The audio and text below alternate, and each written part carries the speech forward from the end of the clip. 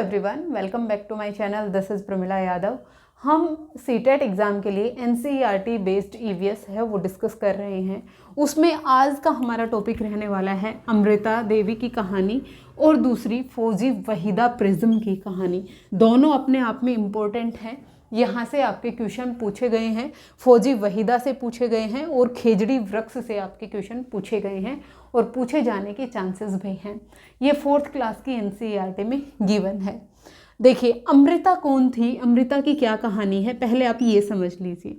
अमृता है वो राजस्थान में एक जोधपुर के पास एक गांव है खेजड़ली, उस खेजड़ली गांव में रहने वाली थी। अब खेजड़ली गांव का नाम खेजड़ली क्यों पड़ा? क्योंकि वहाँ पर खेजड़ी के वृक्ष बहुत ज़्यादा पाए जाते थे। वहाँ पर कौन से वृक्ष थे? खेजड़ी के वृक्ष बहुत ज़्यादा पाए जाते थे, इसीलिए उस गांव का नाम भी क्या पड़ गया? खेजड़ली गांव पड़ गया। अमृता है उस गांव में रहती थी। वहाँ पर उसने देखा कि कुछ लोग आए और कुल्हाड़ी लेकर पेड़ों को काटने लगे। उनसे पूछा गया तो उन्होंने बताया कि जोधपुर के राजा ने उनको ये आदेश दिया है कि जाओ और पेड़ काट कर लेके आओ, क्योंकि उसे महल में उस लकड़ियों की ज़रूरत है।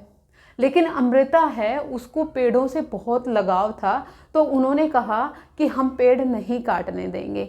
लेकिन राजा का आदेश था, इसलिए पेड़ तो काटना ही था।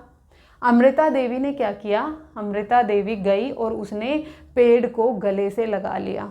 राजा था वो इतना कट्टर था, उसने कहा कि जो भी पेड़ ना काटने दे, चाहे उसकी जान चली जाए, लेकिन मुझे पेड़ चाहिए। तो उसने क्या किया? जब अमृता ने पेड़ों को गले से लगाया तो अमृता को मार दिया गया। अमृता के साथ साथ उसी गांव के लगभग 373 लोगों को इसी तरह से मार दिया गया, क्योंकि वो लोग पेड़ों को नहीं काटना देना चाहते थे और राजा का आदेश था कि उसे पेड़ काटने हैं। इसीलिए अमृता है वो फेमस है। इसीलिए अमृता की कहानी नाम का एक चैप्टर है जो एनसीईआरटी की 4th क्लास की बुक में दे रखा है। आज भी जो खेजड़ली गांव है या राजस्थान का जो उस वाला एरिया है, वहाँ पर लोग आज भी पेड़ पौधों से बहुत प्यार करते हैं। पूरे रेगिस्तान में जो खेजड़ली के आसपास का एरिया है वहाँ अब भी हरा भरा है, अब भी वहाँ पर जो जानवर हैं वो रहते हैं। तो जो खेजड़ली गांव में रहने वाले लोग हैं इनको बिश्नोई कहा गया है। क्या कहा गया है? बिश्नोई कहा गया है।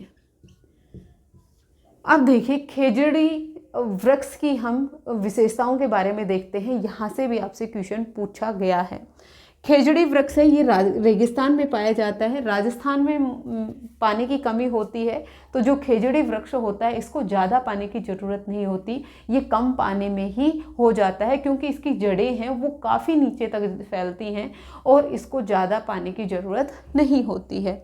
जो इस पेड़ की छाल होती है उसका प्रयोग किया जाता है दवा बनाने के लिए, मतलब ये मेडिसिन वैल्यू भी रखता है। जिस तरह से तुलसी हो गया, नीम हो गया, अश्वगंधा हो गया, इसी तरह से जो खेजड़ी वृक्ष है इसमें भी मेडिसिन वैल्यू होती हैं। इसकी जो छाल होती है उससे दवा बनाई जाती है। फिर उसके अलावा इस पेड़ में कभी भी कीड़ा नहीं लगता है। जो भी पेड़ मेडिसिन वैल्यू रखते हैं, जिन भी पेड़ों से दवाई बनती है, उन पेड़ों को कभी कीड़ा नहीं लगता है। तो जो खेजड़ली गांव में खेजड़ी वृक्ष हैं, रेगिस्तान में जो खेजड़ी वृक्ष होता है उस पर कभी कीड़ा नहीं लगता है, उसकी छाल है उससे दवा बनाई जाती है। फिर उसके बाद पेड़ पर फल के रूप में फलियाँ लगती हैं, लंबी लंबी फलियाँ लगती हैं। जो राजस्थान में रहने वाले लोग हैं उनको पता होगा, उनको सांगरियाँ बोलते हैं और हरियाणा में उसको जांटी बोलते हैं उस वृक्ष को। तो पेड़ की जो फलियाँ होती हैं उसको काटकर सब्जी बनाई जाती है और जो उसकी पत्तियाँ होती हैं, खेजड़ी वृक्ष की जो पत्तियाँ होती हैं उसको जानवर खाते हैं। मतलब ये पूरा पेड़ है, ये अपने आप में जितने भी इसके पार्ट हैं सभी यूजफुल हैं। जो उसकी पत्तियाँ हैं वो जानवर खा लेते हैं, जो उसके फल हैं उसकी सब्जी बनाई जा रही है, जो उसकी छाल है उसकी दवा बनाई जा रही है, इसकी लकड़ियों का यूज किया जा सकता है ईंधन के रूप में। तो ये अपने आप में एक बहुत अच्छा वृक्ष माना गया है।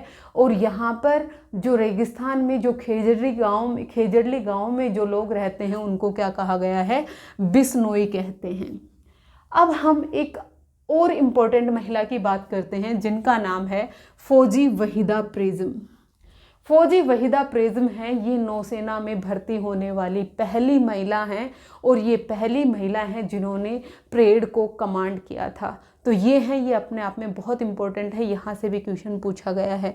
फौजी वहीदा हैं, वो क्या हैं, वो एक लेफ्टिनेंट कमांडर है। क्या है वो? एक लेफ्टिनेंट कमांडर हैं। कहाँ पर? नौसेना में।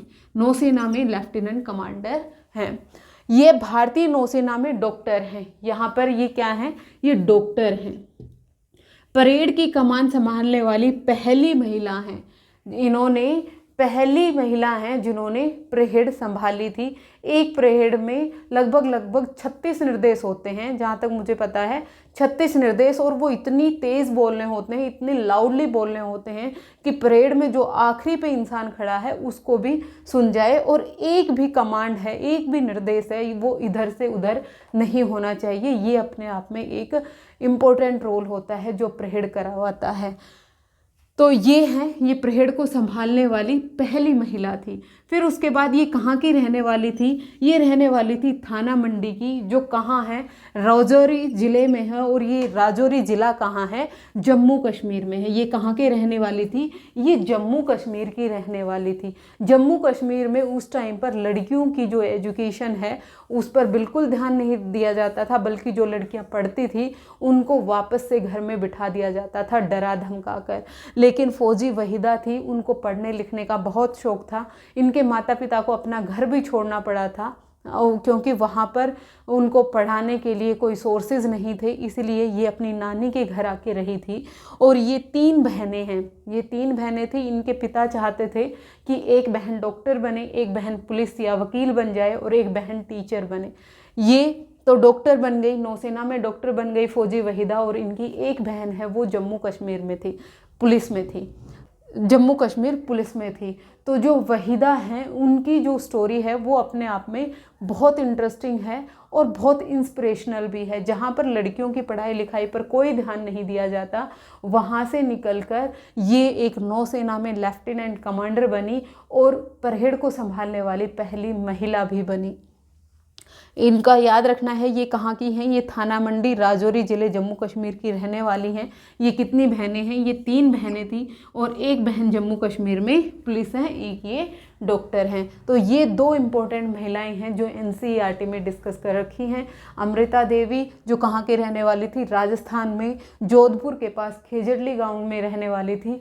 ये एक प्रकृति से बहुत ज़्यादा प्यार करती थी। प्रकृति को बचाने के लिए, पेड़ पौधों से को बचाने के लिए इन्होंने अपनी प्राण भी न्यौछावर कर दिए थे। और दूसरी महिला है फौजी वहीदा प्रिज्म, जो एक ऐसे एरिया से आती है जहाँ पर लड़कियों का पढ़ना लिखना वहाँ के लोगों को बिल्कुल गवारा नहीं, लेकिन ये नौसेना में पहली लेफ्टिनेंट कमांडर बनी और इन्होंने परेड को भी संभाला। होपफुली आपको NCERT बेस्ड जो EVS हम डिस्कस कर रहे हैं ये सीरीज़ पसंद आ रही होगी। अगर आपको ये सीरीज़ पसंद आ रही है तो आप मुझे कमेंट सेक्शन में ज़रूर बताइएगा। आपके लिए फिर से नेक्स्ट वीडियो में हम कोई और इम्पोर्टेंट टॉपिक लेके आएंगे जो आपके एग्ज़ाम पॉइंट ऑफ व्यू से इम्पोर्टेंट रहने वाला है। फिर उसके बाद जो EVS की पेडागोजी है वो भी हम डिस्कस करेंगे। EVS का 30 मार्क्स और जो CDP का 30 मार्क्स है, ये मैं आपको 60 मार्क्स है ये कवर कराने वाली हूँ, और आपको कंप्लीट सिलेबस कवर कराया जाएगा जो भी NCERT में गिवन है, जो भी CBSE ने सिलेबस दिया है। जो CBSE एग्ज़ाम पैटर्न है वो NCERT बेस्ड ही होता है। तो जो भी मैं आपको डिस्कस कर रही हूँ ये NCERT से ही है, ये 4th क्लास की NCERT है। तो NCERT में सिलेबस है, मैं उसी के अकॉर्डिंग आपको करवा रही हूँ। आपसे नेक्स्ट वीडियो में फिर मुलाकात होगी। आज के लिए इतना ही। Thank you very much.